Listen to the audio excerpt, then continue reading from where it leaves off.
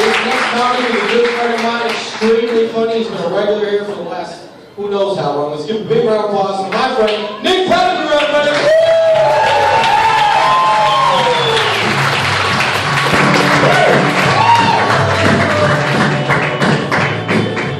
Hey everybody. So, I want to learn sleight of hand tricks, like I want to learn how to make coins disappear, because I want to start disappointing the homeless. I just feel like walk up the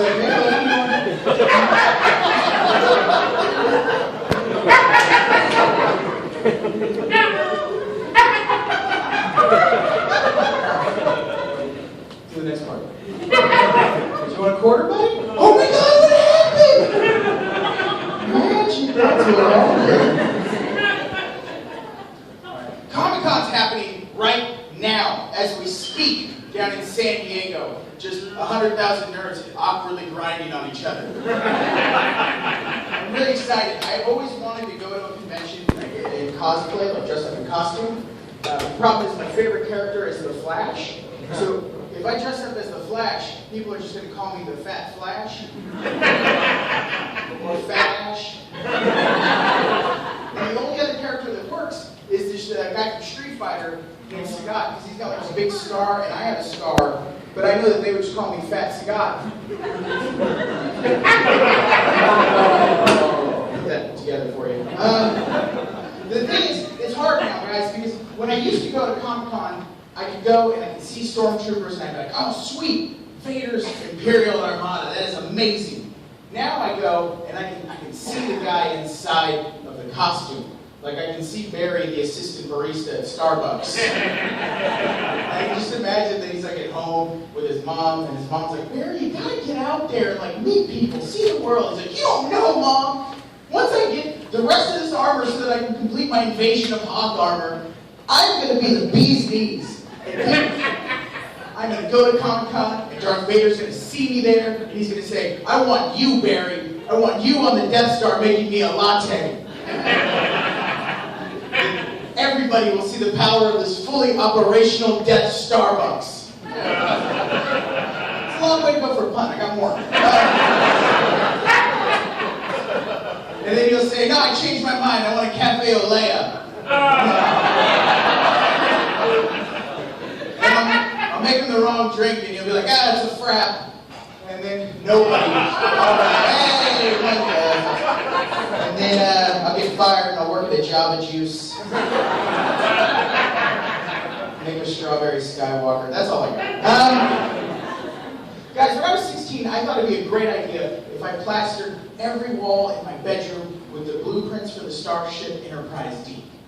And I thought it'd be great because at any moment I could look up and I could say, oh my God, that's where the saucer section was detached from engineering in the event of a warp core breach. I am alone.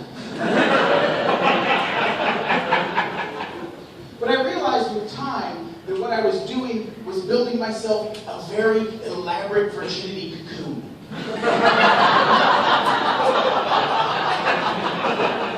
And so I would spend my nights protected by an anti-vagina force field. Trying to figure out what girls were coming and pretend my mom was the second in command. Anybody on Tom's mom? No, okay. Back to World of Warcraft. One day I just emerged with my cocoon, a neck-bearded butterfly.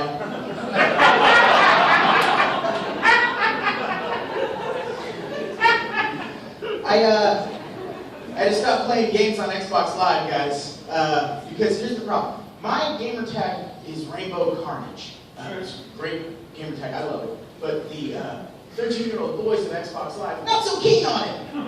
And they said some hurtful things. Really creatively hurtful things. Like, I was playing this game Call of Duty, it's a first-person shooter, and suddenly, out of nowhere, a small child snuck up behind me, shot me in the head, and said, taste the rainbow, and then teabagged my corpse.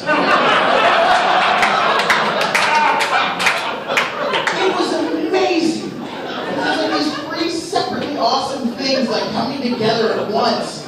Like, first of all, he was a goddamn ninja. He snuck up so quiet. Secondly, he was able to tie my name, Rainbow Carnage, in with the popular Skittles catchphrase, taste the rainbow, all while at the same time digitally teabagging me. It's like, you know when you see a phoenix and a dragon and a volcano, 3 separately awesome things. But if you see a phoenix, a dragon, and a volcano fighting like at the same moment, it's amazing. That's for my D&D campaign, I'm sorry.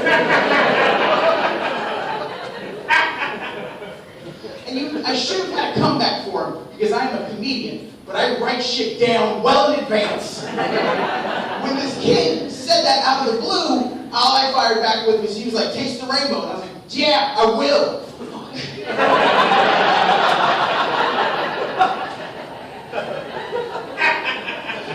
play a lot of single player now. So good achievements. Guys, my friends always try to give me compliments, but they never have anything complimentary to say, so it always kind of comes off half-assed. Like, my friend told me the other day, she's like, you know, you hold your weight really well. That's not a compliment at all, because essentially all you're saying is, way to beat gravity, buddy. And your posture, I mean, my God, I slouch when I wear a backpack. I can't imagine what it'd be like to wear 1,000 backpacks full of shame and self-loathing, but you pull it off, buddy. Good job. Don't pull it off. I've been out here for 2 minutes, sweating like fucking. Anyway, the problem is, I go out on a hot day. 75 degrees for me is very hot. And within 5 minutes, my back will break out into this Rorschach pattern of sweat. And women will walk by with their small children, and their children will say, I see a kitten on that man's back, mother. What do you see? Your mother will say, I see type 2 diabetes and a short life expectancy.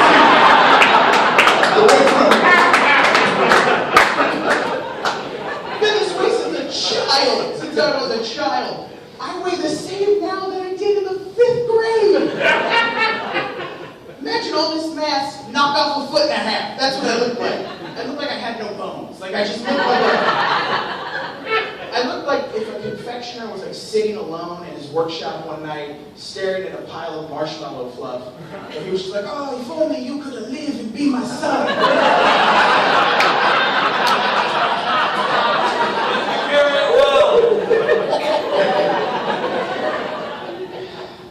Sucks. The worst thing is, as a fat kid, the parents and teachers, they do stuff to try and entice you to exercise. It's fucked up. Like, they used to play a game called Steal the Bacon. The way it was described to me as a child was, hey, there's a piece of bacon in the middle of the basketball court. You 2 kids sprint and try to get that bacon in the middle. I ran my heart out. Which meant like I had a lot of chest pain as a 10-year-old. I get to the middle, there's an eraser. There's no bacon.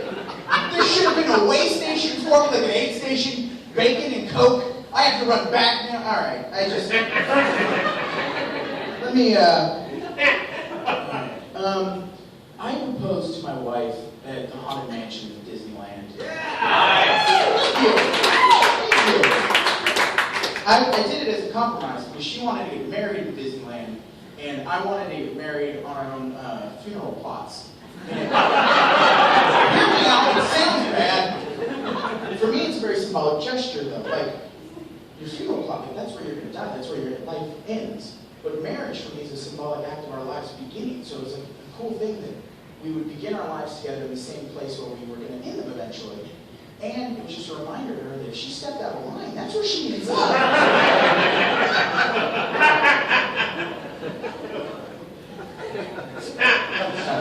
Good, glad we understand each other.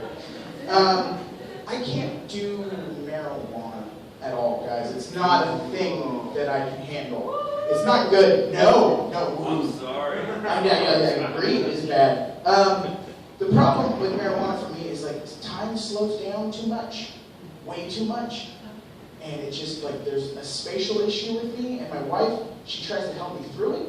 Like she's like, let's go have sex. Maybe that'll focus you, you can relax, you can enjoy it. And it didn't work because we started having sex, guys, and it was like, there was like this looping effect, and it was just like her vagina never ended. And it was like an MC Escher painting, like I was going I was going upstairs, but I was going downstairs. Around. And I eventually finished. I thought it was like 6 hours. I thought it was a marathon session.